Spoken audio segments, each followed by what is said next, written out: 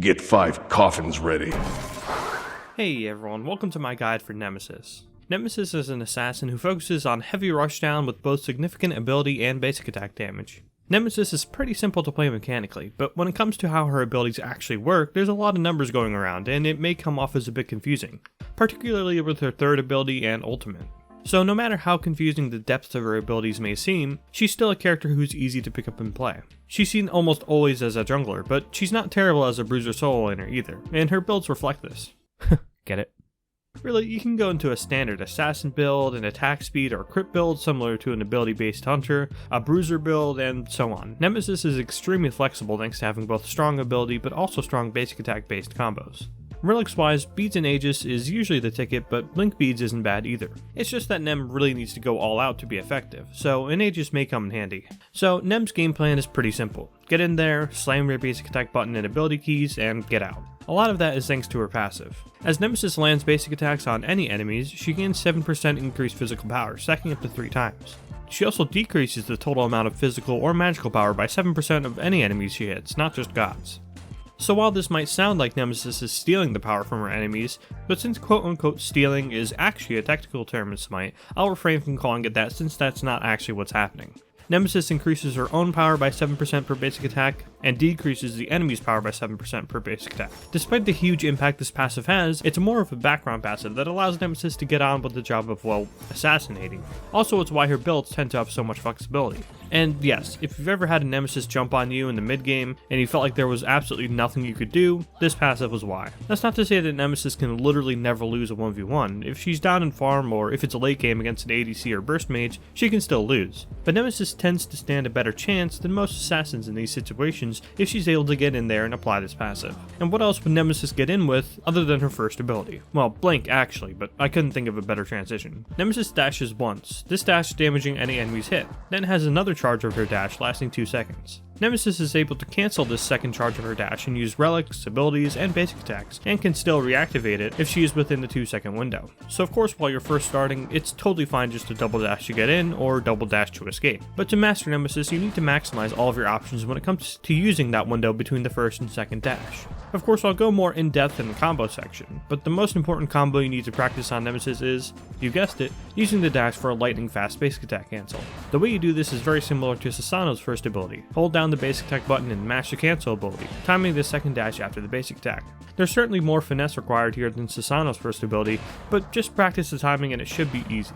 One thing you don't need to practice on Nem is her second ability. Nemesis strikes in a wide cone in front of her, dealing damage to any enemies inside the cone. The middle section dealing double damage and slowing all enemies hit. So yeah, look at your target and press 2. Super simple ability, just remember that you can use this while moving, so if someone is just outside the range and you have a speed buff on, you can cast it while chasing and catch them with it.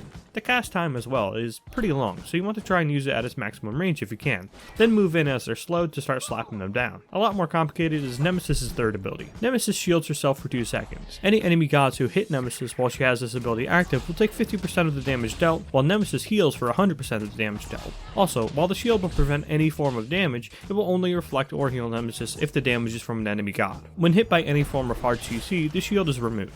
Needless to say, a lot going on with this ability numbers wise, but as Nemesis, luckily, you just need to let the game take care of that as you do your thing. This ability is a shield and that's that. Use it before diving a tower, use it before a big ability is about to hit you, use it while an ADC tries to basic attack you to death, and so on. It is, however, used as a simple basic attack buffer a lot of the time in Nemesis' core combos. Since, I mean, hey, what are they gonna do, not hit you? And if they wait it out, you'll just get your full passive stacked for free, so, The only time it's not a sure thing to win you a trade is of course in the very early game when Nem hits like a feather, or hyper late game when the enemy is hitting like a bulldozer. The only big note about this is how the hard CC thing works, so as far as I can tell, every hard CC ability in the game does its damage first, then the CC. You'll still get a small heal off of any hard CC abilities that also deal damage, which is most of them. But if this does get stripped off of you with some hard CC, it really is best to back off. Nem almost always needs this ability to soak up some damage for her if she hopes to get out of a fight. While Nemesis' shield is important in a fight, it's nothing compared to her ultimate. Nemesis chooses an enemy god to target, this ability not being able to be missed or used on any minions or jungle monsters. archers. Once an enemy god is targeted, they are damaged for up to 30% of their current health, have a flat 30% of their protection stolen, and finally have up to 25% of their move speed stolen for a total of 5 seconds. All of this, of course, is given to Nemesis herself.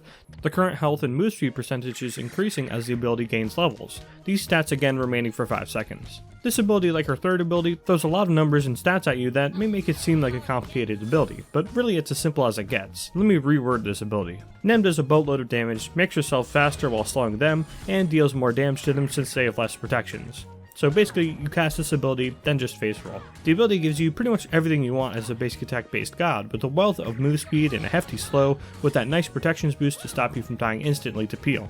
All throughout the game, you of course want to use this ability as often as possible given how perfectly it sets you and any other teammates around you up for a free kill, but of course there are times when it's wrong to use it. Gods with relics up or exceptional movement abilities, or hey, just gods too close to their tower, are going to kinda laugh this ability off, as even when fully leveled, the raw damage, while unmissable, isn't too much to just sustain up from if they back off immediately.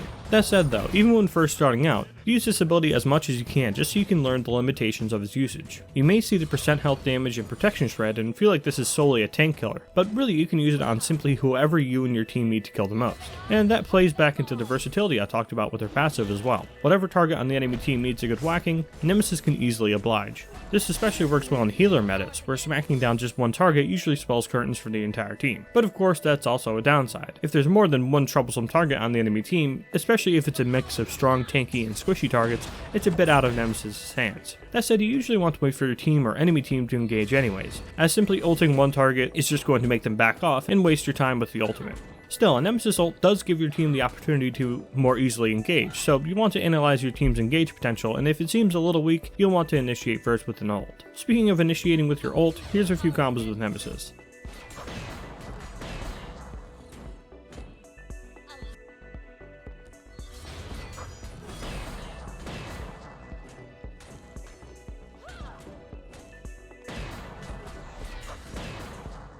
For ability leveling, you want to start with your 2 at level 1, your 1 at level 2, and your 3 at level 3.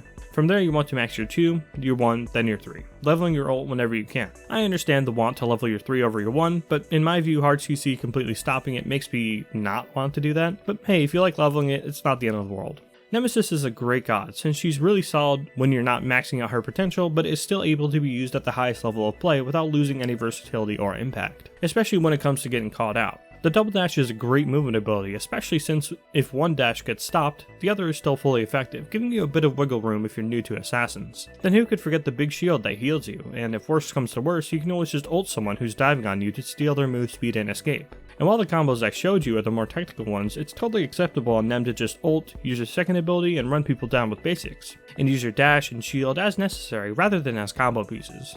Nem's ease of use, but especially her versatility, will become more and more apparent to you as you play other assassins. While she can't burst and CC like Daji or Susano, nor 1v1 carries like Mercury or Kali can, she can still perform those two respective roles as well as others to be expected from assassins at a high level. That's all I have on Nemesis for now. Thanks for watching.